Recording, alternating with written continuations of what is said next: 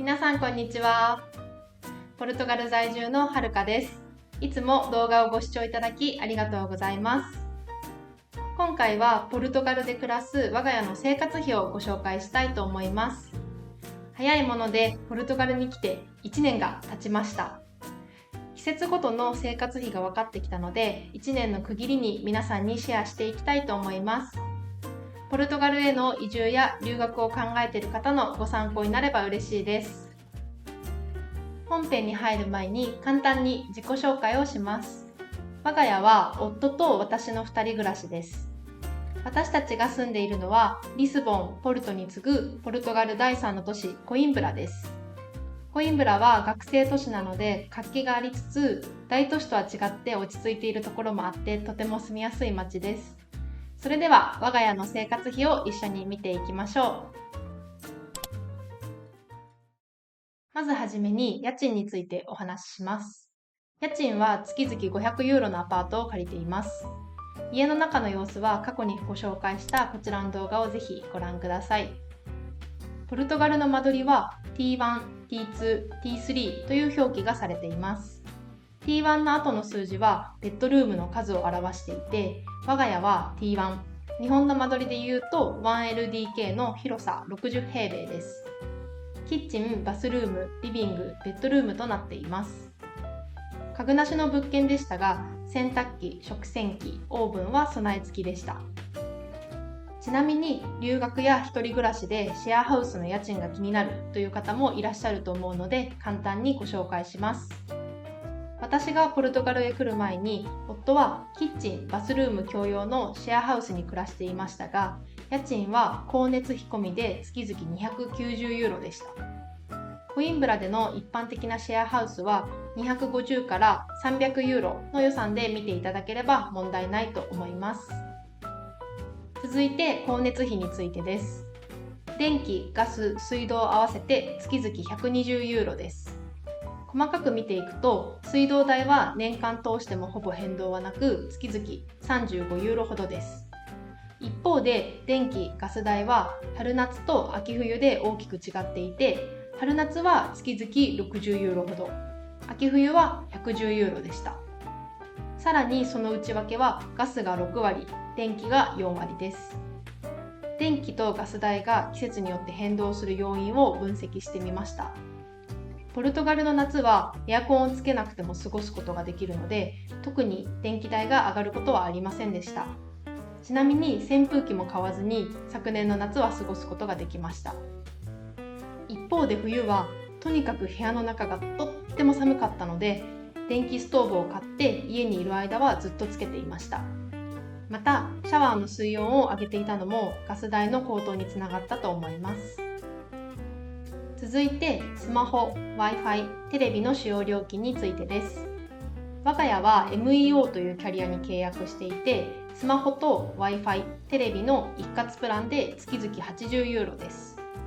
最近プランの見直しを行った際に、なぜかスマホが 20GB の高額プランに変更されていて、10GB の契約に直しました。なのでこれからはスマホ2台で20ユーロ、Wi-Fi とテレビで40ユーロ、合わせて月々60ユーロぐらいに落ち着くかと思います。続いて健康保険料についてです。保険料は2人で月々14ユーロです。サンタンデールという銀行の保険に加入しています。3月にこの保険を使って私立病院の皮膚科に行ってきました。事前にネットで予約をしていたので待ち時間はほとんどありませんでした。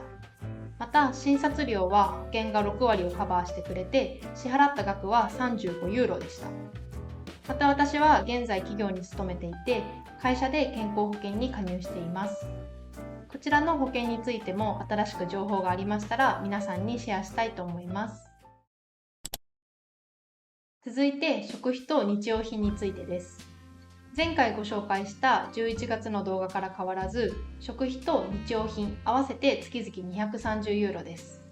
月によって変動はありますが、内訳は食費が150ユーロ、日用品が80ユーロです。私たちは普段コンティネントというスーパーを利用しています。専用のアプリに登録していると月2回ほど10から 15% オフのクーポンがもらえます。その場で割引になるのではなく、次回以降の買い物で使えるポイントとしてバックされます。私たちのルーティンは、ある週はクーポンを使って100ユーロほどまとめて買い物をして、翌週は前の週のポイントバック分10から15ユーロで野菜やお肉など今必要なものを購入しています。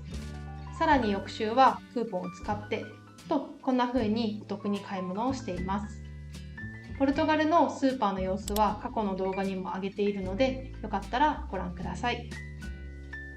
また、今年の4月から10月まで食品価格高騰の対策として、野菜や果物、お肉や乳製品といった主要食品の消費税を 0% にするという政策が取られています。今回の主要食品の消費税はもともと 6% なので、それが 0% になるというのはとてもありがたいです。続いて交通費についてです。我が家ではバス、電動キックボード、Uber などの配車アプリを使っていて、月々40ユーロです。コインブラ大学に通う学生は1ヶ月15ユーロのバスの定期を買うことができます。また、定期を買わなくてもチャージ式のカードがあり、1回 0.6 ユーロでバスに乗ることができます。ただ、バスは時間通りに来ないことが多いので、そういう時は電動キックボードを利用するのがおすすめです。実はつい先日、友人から車を購入したので、今後車にかかる費用が分かってきたら改めて動画でご紹介させていただきます。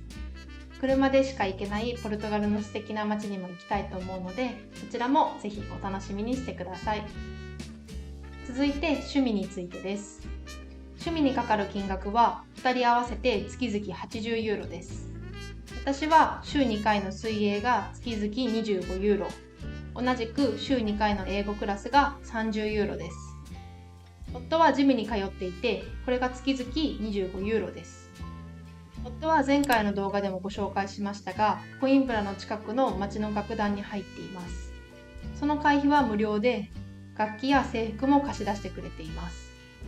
1年を振り返ると、趣味を通じてポルトガルのコミュニティに飛び込んでよかったなと思っています。友達もできましたし、ポルトガル語やポルトガルの文化を知ることができるとても貴重な機会だと思っています。また、ポルトガルでは平日に習い事をしている大人がたくさんいることに驚きました。水泳は平日の夜8時半から、夫の楽団の練習は夜9時からと、仕事を終えた平日の夜を趣味の時間に当てているポルトガル人を見ると素敵な生き方だなぁと思います。まさに仕事とプライベートを両立していて、私たちもそれに倣って楽しくアフターファイブを過ごしています。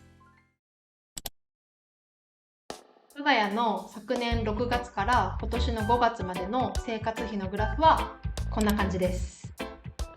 変動はありますが、平均すると月々1100ユーロという結果になりました。日本円にするとだいたい16万円です。皆さんの印象より安いでしょうか、それとも高いでしょうか。ちなみに前回の動画から変わったところは光熱費くらいで、他はほぼ同程度の出費でした。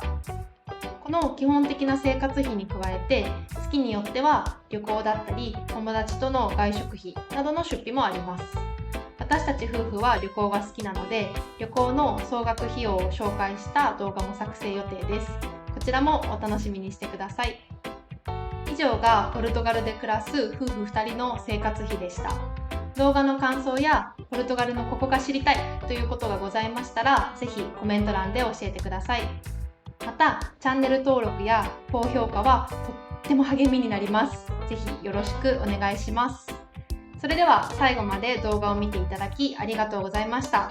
また次の動画でお会いしましょう。チャオー。